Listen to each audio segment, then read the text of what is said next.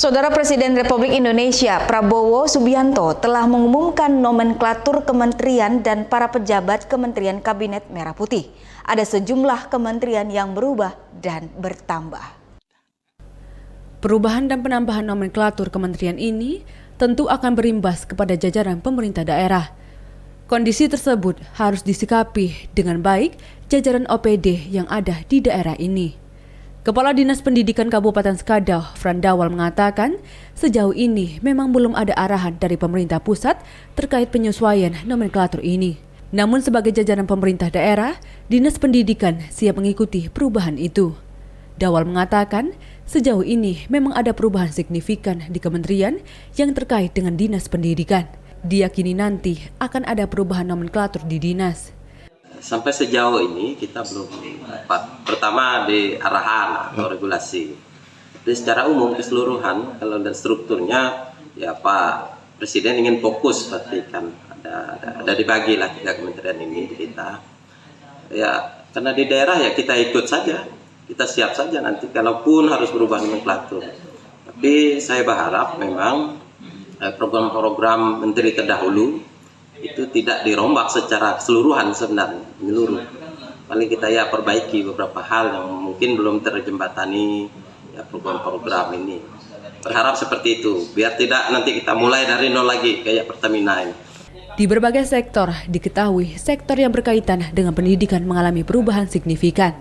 Setidaknya kementerian itu pecah menjadi 3. Dulunya Kementerian Pendidikan digabung menjadi Kementerian Pendidikan Kebudayaan Riset dan Teknologi. Sementara nomenklatur baru ada Kementerian Pendidikan Dasar dan Menengah, Kementerian Pendidikan Tinggi, Kementerian Kebudayaan. Dari Kabupaten Skadau, Abdul Syukri, Ruwai TV, mewartakan. Saudara, pemerintah Kabupaten Skadau terus berupaya meningkatkan disiplin aparatur sipil negara atau ASN di lingkungannya. Hal ini dilakukan guna menjamin kinerja pemerintah daerah untuk berjalan lebih optimal. Salah satu upaya peningkatan disiplin ASN itu terlihat dalam pelaksanaan rapat koordinasi kepegawaian tentang peningkatan disiplin ASN, kepangkatan, dan evaluasi kinerja belum lama ini. Rakor ini dilaksanakan Badan Kepegawaian dan Pengembangan Sumber Daya Manusia atau BKP SDM Kabupaten Skadau. Kepala BKP SDM Kabupaten Skadau, Radius, menyebut jika ASN dalam bertugas wajib mematuhi sejumlah aturan tentang kepegawaian.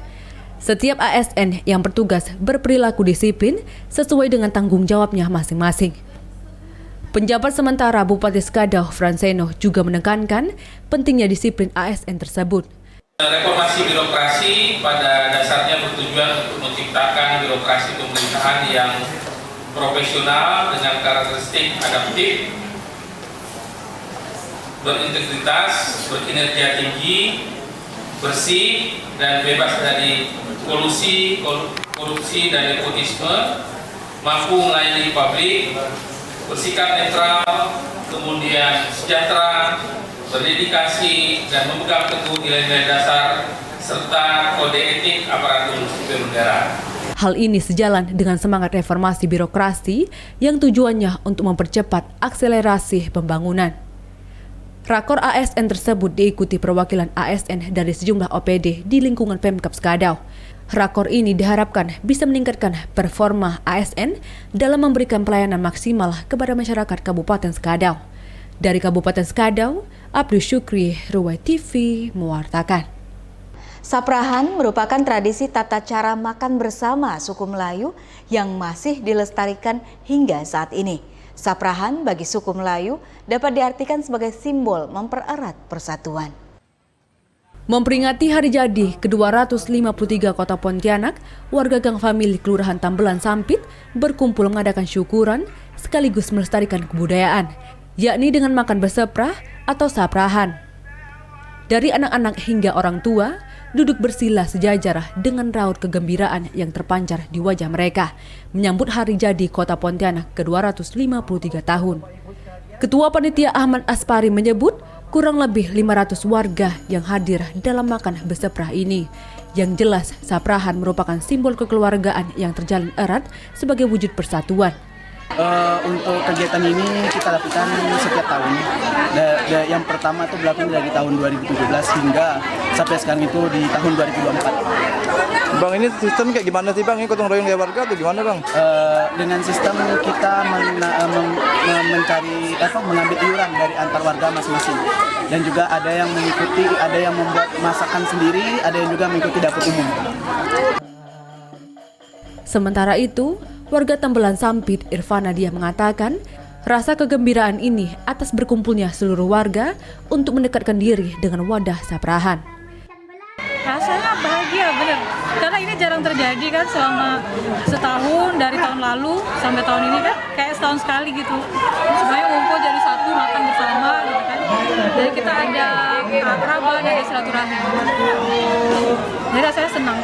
Dia berharap ke depan kegiatan serupa perlu digalakkan sebagai wujud kelestarian budaya yang perlu dikenalkan ke generasi muda. Dika Febriawan, Ruwai TV, mewartakan. Saudara, kelompok ibu petani nenas di Sungai Malaya, Kabupaten Kuburaya, Kalimantan Barat memanfaatkan daun nenas menjadi pembalut wanita yang ramah lingkungan. Inovasi ini terwujud karena minimnya tingkat kesadaran kebersihan menstruasi wanita dalam penggunaan pembalut yang banyak ditemui di pondok pesantren. Tidak hanya sebagai makanan atau produk olahan, di tangan kelompok ibu petani nenas di Dusun Sungai Malaya, Kabupaten Kuburaya, daun nenas yang biasanya menjadi limbah dapat disulap menjadi pembalut wanita ramah lingkungan. Pembuatan pembalut ramah lingkungan dari daun nanas ini membutuhkan waktu 2 hari dalam proses pembuatannya. Dengan sekali produksi, bisa menghasilkan ratusan lembar pembalut. Proses pembuatannya sendiri masih secara tradisional dari pemilihan daun nanas yang kemudian dicuci, dicacah dengan alat khusus hingga membentuk kapas yang dijadikan bahan baku dalam pembuatan pembalut yang memiliki daya serap tinggi. Melalui proses laboratorium, kapas tersebut kemudian disterilisasi untuk selanjutnya dirakit dan dijahit sehingga membentuk pembalut yang ramah lingkungan. Ide ini muncul karena minimnya tingkat kesadaran kebersihan menstruasi wanita dalam penggunaan pembalut terlebih di pondok pesantren, sehingga produk yang dihasilkan diberikan ke santriwati yang mendiami pesantren. Pembalut dari daun nanas ini juga mudah terurai di tanah selama 58 minggu, sehingga aman dan higienis dalam penggunaannya.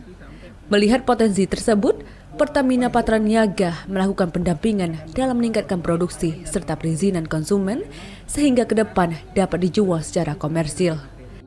Nah, inovasi ini muncul dari banyaknya kebun nanas di Desa Malaya.